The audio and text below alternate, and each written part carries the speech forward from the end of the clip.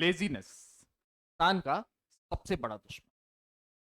क्या कोई इंसान एब्सोल्यूट लेजी होता है? मतलब क्या कोई इंसान पूरी तरीके से लेजी होता है, हर काम करने में उसको आलस आता है? क्या बहुत सारे लोग ऐसा सोचते हैं कि मेरा बच्चा लेजी हो रहा है, मेरा बच्चा आलस करता है तो वो सो जाता है, या मैं आलस करता हूं, मैं लेजी होता हूं तो मैं सो जाता हूं? तो ऐसा एक प्रकार हो सकता है, एक कारण हो सकता है कि कि कोई आलस में सो जाता हो, वो आलस का समय बिताने के लिए हो। लेकिन थोड़ा सा एक लाइन है आलस और लेजीनेस में, हो सकता है, सॉरी, आलस और स्लीपिंग में, आलस और सोने में एक छोटी सी लाइन है। हो सकता है कोई सो इसलिए रहा हो कि वो डिप्रेस हो सकता है कि कोई सो इसलिए रहा हो उसको अच्छा ना लग रहा हो, या कोई और मेंटल इश्यू हो, कोई दिमाग से परेशान हो, थका हुआ हो, और कुछ भी हो सकता है, फटीगनेस हो। लेकिन आलस एक अलग चीज क्या है?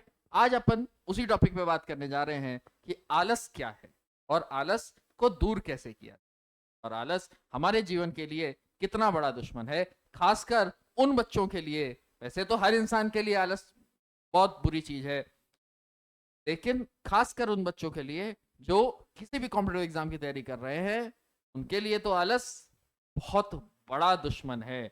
अगर आपने 2% भी आलस किया तो आपका 10% रिजल्ट डाउन डाउन हो जाएगा। इस बात को लिख के ले लीजिए, ऐसा मेरा अनुभव है। चलिए, आज बात करने जा रहे हैं हम लोग लेजीनेस पे। तो जैसा कि अभी हमने बताया कि लेजीनेस बिल्कुल ये बात नहीं है कि आप सिर्फ सो रहे हैं। लेजीनेस क्या है कि आपकी किसी काम को करने की इच्छा नहीं कर रही है, किसी पर्टिकुलर काम को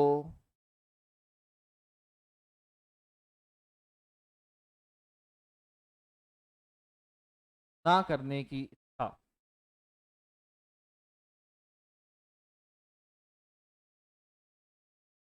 ऐसा हो सकता है ना कि अपन कोई काम नहीं करना चाह रहे हैं। मान लो स्टूडेंट है, जो अक्सर देखा जाता है, कई बार देखा जाता है, नहीं अक्सर नहीं लेकिन कई बार देखा जाता है कि बच्चे को मूवी देखने में बहुत मजा आ रहा है, गेम खेलने में बहुत मजा आ रहा है, लेकिन उसको पढ़ने में मजा नहीं आ रहा है।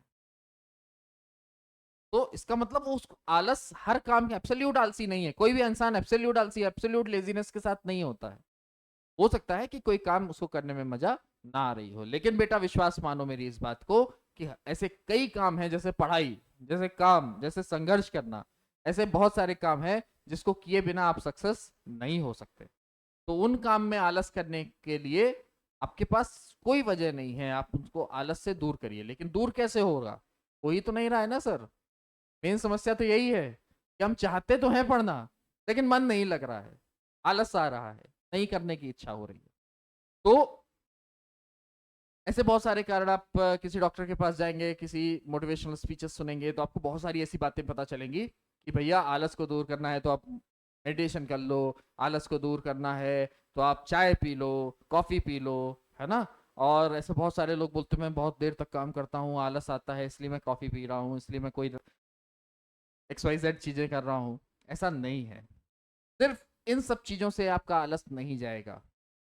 ऐसा मेरा अनुभव है कि अगर आपको आलस आ रहा है, आपको परेशानी हो रही है, आप किसी निर्धारित काम को नहीं कर पा रहे हैं, तो आप उस काम के आने वाले फल के बारे में सोचें। उस वो काम जब हो जाएगा, जब कंप्लीट हो जाएगा, मान लो आप नीट की तैयारी कर रहे हो या आप जेई की तैयारी कर रहे हो, मान लो आप नीट की तैयारी कर रहे हो, तो आप इस बात को बारे में एक बार सोचो तो सही कि आप जब डॉक्टर बन जाओगे, जब आप डॉक्टर बन जाओगे तो आपको कितना बेनिफिट होगा। सिर्फ पैसे से लेकर के नहीं, बल्कि आप एक अच्छी इज्जत पाओगे, अच्छे से जगह जॉब कर रहे होगे। अब सर ये सपने कहाँ से आएंगे? अगर आप डॉक्टर की तैयारी कर रहे हो, आप कभी किसी हॉस्पिटल चले जाओ, आप किसी मेडिकल कॉलेज चले जाओ, घूम के आओ, देख के आओ, उन बच्चों को देखो जो बच्चे आप ही की तरह थे, आप ही की तरह उन लोगों ने सपने देखे थे और आज अपने सपनों को पा करके वो आगे बढ़ चुके हैं। मतलब आपको सपने देखने हैं, आपको वो सपने देखने हैं जो सपने आपके लिए कारगर हैं, जिस चीज की आप प्रिपरेशन कर रहे हैं वो फल आपको सपनों की तरह देखना है। लेकिन सर सिर्फ सपने देखने से क्या होगा भाई? तो सपने देखोगे तो आपको क्या मिलेगा? मान लो आपने आपका डॉक्टर बनने का मन है, मान लो आपका डॉक्टर बनने का मन है, तो इससे आपको क्या मिलेगा भाई? इससे आपको एक गोल मिलेगा। क्या मिलेगा? इससे आपको एक गोल मिलेगा कि अपने को नीट का पेपर सबसे पहले निकालना है।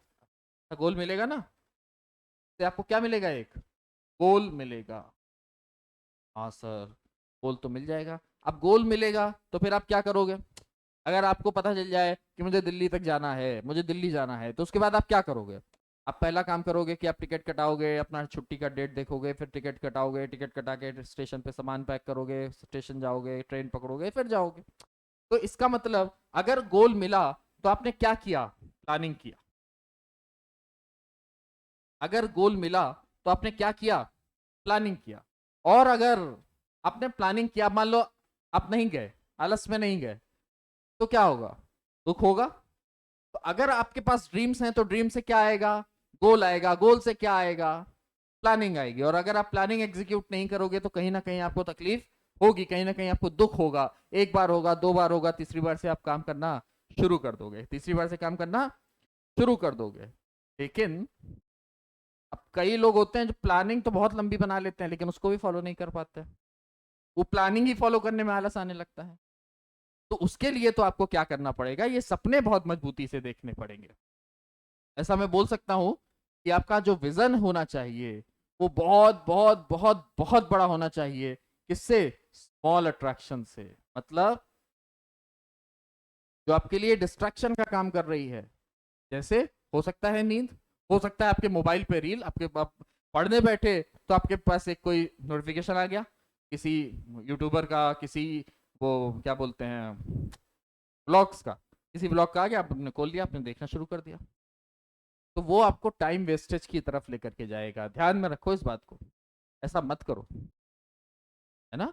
तो और वो कब नहीं कर पाओगे? जब आपको मालूम रहेगा कि अगर हम ये नहीं पढ़ेंगे तो मेरा विजन खराब हो सकता है, मेरी प्लानिंग खराब हो सकती है। तो विजन जो है वो आपका बहुत बहुत बहुत बहुत मजबूत होना चाहिए कंपेरेटिव टू एक किसी छोटे से अट्रैक्शन को देखते हुए। अच्छा सर, और अब उस अट्रैक्शन जो आई है उससे निपटने के लिए क्या करना पड़ेगा? उससे निपटने के लिए क्या करना पड़ेगा कि आपके पास विल पावर होनी चाहिए। क्या होना चाहिए? विल पावर होनी चाहिए। और विल पावर किससे ज्यादा होनी चाहिए?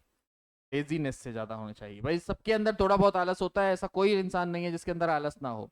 लेकिन अगर उस आलस से ज्यादा मजबूत आपका दृढ़ संकल्प होगा, उस आलस से ज्यादा आपका विल पावर होगी कि नहीं, मुझे ये काम नहीं करना, मैं करूंगा अपना ये काम, मैं पढ़ूंगा बैठ करके।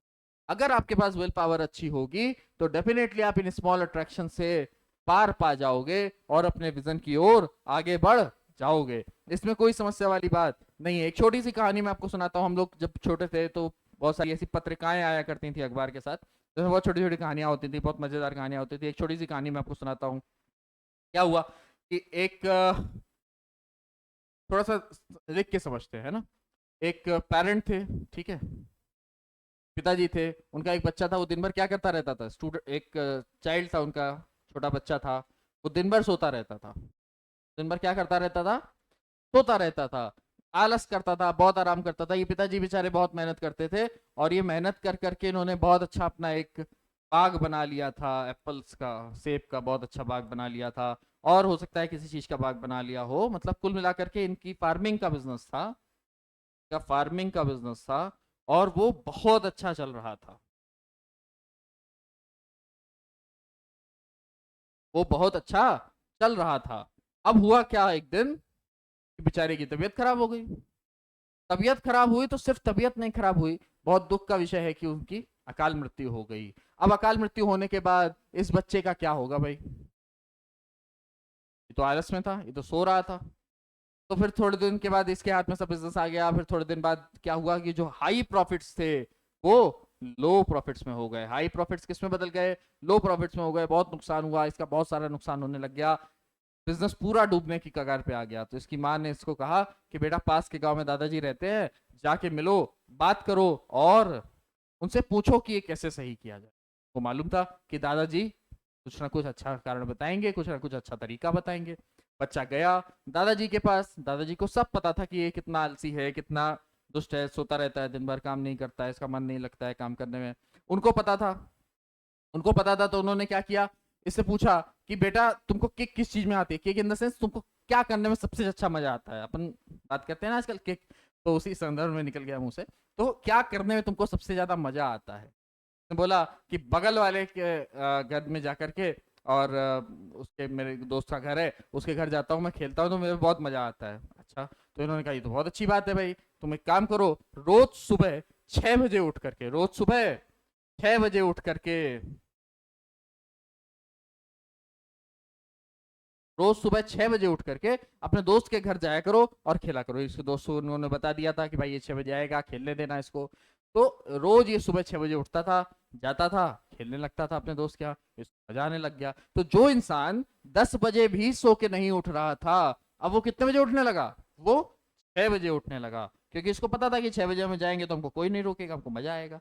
लेकिन इन्होंने एक बात और कही कि बेटा 6 से 7 जब खेल लेना, तो 7 बजे लौटते वक्त अपने अपना फार्म पड़ता है बीच में, इनकी जो खेती थी ये रास्ते में थी। उन्होंने कहा रास्ते में खेत पड़ता है, एक काम मेरा भी कहा मानना कि अगर तुम 6 बजे खेलने जा रहे हो तो 7 बजे बस एक चक्कर मार लेना, तुम्हारी मॉर्निंग वॉक हो जाएगी, आराम से घूम फिर लोगे, कोई फल फल पसंद आएगा तोड़ के खा लेना। मैंने कहा ठीक है दादाजी, इसमें क्या बड़ी बात है, ये तो रास्ते में ही है, मैं घूम के आऊंगा।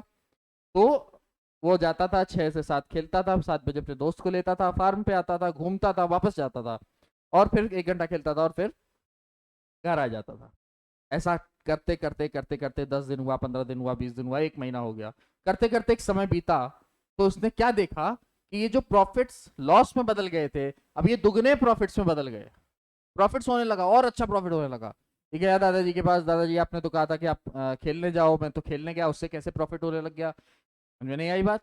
तो दादाजी ने इसको समझाया कि बेटा, जब तुम रोज सुबह एक चक्कर अपने खेत का मार रहे थे, अपने फार्म्स का मार रहे थे, तुम्हारे यहाँ काम करने वाले जो मजदूर भाई थे, जो काम कर रहे थे, क्लर्क्स थे, उन सबको पता था कि मालिक रोज आते हैं, तो उन्होंने इस बात का ध्यान रखा कि कोई चीज नुकसान ना हो, क्योंकि उन्हें क्या लग रहा था, उन्हें लग रहा था कि दिन भर बच्चा ध्यान दे रहा है। फिर इसको ये बात समझ में आई, ये रेगुलर जाना शुरू हुआ, काम करना शुरू किया, इसने बहुत मेहनत से काम किया, आफ्टर ऑल सब कुछ सही हो गया और ये जीत गया। एक वर्ड बेटा मिलता है, जापानीज बुक्स जब आप पढ़ेंगे तो एक वर्ड इसमें मिलता है, काइजन। क्या वर्ड मिलता है? काइजन। एक वर्ड है काइजन। क्या होता है ये काइजन वर्ड? क्या इससे पहले वाली बात से आपको समझ में आया ना कि क्या करना चाहिए? अगर आपको किसी काम में किक मिल रही है, आपको कोई काम पर्टिकुलर करने का मन नहीं कर रहा है, अगर आपको किक मिल रही है किसी दूसरे काम से, आप वो करो, पार्ट टाइम में थोड़ा थोड़ा थोड़ा थोड़ा ये करो। एक समय निश्चित हो जाएगा कि जब आप ये काम करना शुरू कर दोगे एक फिक्स टाइम पे, आपको मजा आने लगेगा। जैसे मान लो अभी आपका पढ़ाई करने का मन नहीं लग रहा है, आप रोज शुरुआत करो खेलने से, फिर बैठ करके पढ़ाई करो, या जिस काम में करने का मन कर रहा है वो करो, और फिर बैठ करके पढ़ाई करो। जब आप थोड़ा थोड़ा थोड़ा थोड़ा थोड़ा थोड़ा थोड़ा थोड़ा ऐसा नियम बना करके, सेल्फ डिसिप्लिन होकर के रोज थोड़ा थोड़ा थोड़ा थोड़ा पढ़ोगे, तो रोज थोड़ा थोड़ा थोड़ा थोड़ा पढ़ने से आपका रिजल्ट अच्छा होने लगेगा। एक टेस्ट में नंबर अच्छे आएंगे, आपको मजा आ जाएगा, फिर आपको पढ़ने का मन करेगा। फिर कई बार देखना बेटा ऐसा होगा कि जब आप अपनी किसी और आदत से अपनी अच्छी आदतों की तरफ पढ़ने के लिए आगे बढ़ोगे, तो पढ़ाई बहुत आगे निकल जाएगी, और आपकी जो वो आदत से आप पढ़ना शुरू कर रहे थे वो बहुत पीछे रह जाएगी। इस बात को बहुत अच्छे से ध्यान देना। चलो लौटते अपने विषय पे, काइजन। काइजन करके एक वर्ड था। काइजन वर्ड का क्या मतलब है? काई मतलब चेंज, काई मतलब चेंज, और जन मतलब विजडम। इसको 1 मिनट रूल के नाम से भी जाना जाता है, इसको 1 मिनट रूल के नाम से भी जाना जाता है। मतलब क्या है बेटा? 1 मिनट रूल मतलब आप अपने जीवन में कोई भी एक ऐसा नियम 1 मिनट के लिए बना लो, जो 1 मिनट या 2 मिनट में आपका काम हो जाए। मतलब जैसे आप खाना खा रहे हो, तो आप ये निश्चित कर लो कि अब रोज खाना खा करके मुझे अपनी प्लेट तो कम से कम रोज धो करके रखनी ही है। ये सब क्या लेकर के आएगा? ये सब आपके जीवन में एक सेल्फ डिसिप्लिन लेकर के आएगा। क्या लेकर के आएगा? सेल्फ डिसिप्लिन लेकर के आएगा। और बेटा ध्यान रखना, इस बात को मेरा मान के चलना कि अगर आपके जीवन में किसी भी काम को करने के लिए सेल्फ डिसिप्लिन आ गया, एक बार सेल्फ डिसिप्लिन आ गया, तो सक्सेस आपके कदम 100% चूमेगी, इसमें कोई शक और संशय वाली बात नहीं है। एक छोटा सा एग्जांपल और लेता हूं मैं। एक स्टीफन हॉकिंग करके पर्सन थे, आप जानते होंगे उनको। ऑक्सफोर्ड में पढ़ने गए, उनको एक बीमारी हो गई थी जिससे उनका पूरी बॉडी क्या हो रही थी, पैरालाइज हो जा रही थी। स्टीफन हॉकिंग्स को ये बात पता चली, उन्होंने खुद अपनी किताब में लिखा है कि वो लगभग 1-2 घंटा 3 घंटा ही पढ़ पाते थे, फिर आलस आ जाता था, सो जाते थे। तो वो डॉक्टर के पास गए दिखाने के लिए। उन्होंने उसको चेक करके बोला कि आपको तो ऐसी बीमारी है जिससे आप मैक्सिमम 1-2 साल और जी लोगे और इसी तरीके से पूरी बॉडी पैरालाइज हो जाएगी। उन्होंने कहा अरे बाप रे। तो उन्होंने फिर क्या डिसाइड किया कि अभी जो ये 1-2 साल मेरे जीवन के बचे हैं, इसको मैं इस तरीके से आलस में नहीं बिताऊंगा और एक लंबे मेहनत से काम करूंगा, इस दुनिया को कुछ दे के जाऊंगा। डॉक्टर्स की बात उन्होंने गलत प्रूफ कर दिया। वो 1-2 साल की बजाय 75 ईयर्स तक, कितने साल तक, 75 ईयर्स तक जिए। 75 ईयर्स तक जिए। तो अगर आपके अंदर दृढ़ संकल्पता आ जाए, आपके अंदर सेल्फ डिसिप्लिन की पावर आ जाए, बात ध्यान में रखना बेटा, कोई आपको हरा नहीं सकता। और अंत में एक बात आपसे मैं कहना चाहूंगा कि एक कवि है, उन्होंने बहुत अच्छी लाइन बोली, क्या कि मेहनत की झनकार थिरकती जिसके मन में है, मेहनत की झनकार थिरकती जिसके मन में है, विद्या रूपी पेड़ पनपे उसके तन में है, पहनकर आलस का चोला जो आगे बढ़ते हैं, दूसरों को देख विजय वह बस हाथ मल, वह बस हाथ मल। मेहनत से पढ़ाई करिए, आलस मत करिए, जो भी करना है पूरे लगन और शिद्दत के साथ करिए, दृढ़ संकल्पता रखिए, विल पावर मजबूत रखिए। इसी तरीके से हम लोग मिलते रहेंगे और वीडियोस में। तब तक के लिए बहुत बहुत धन्यवाद, साधुवाद, थैंक यू।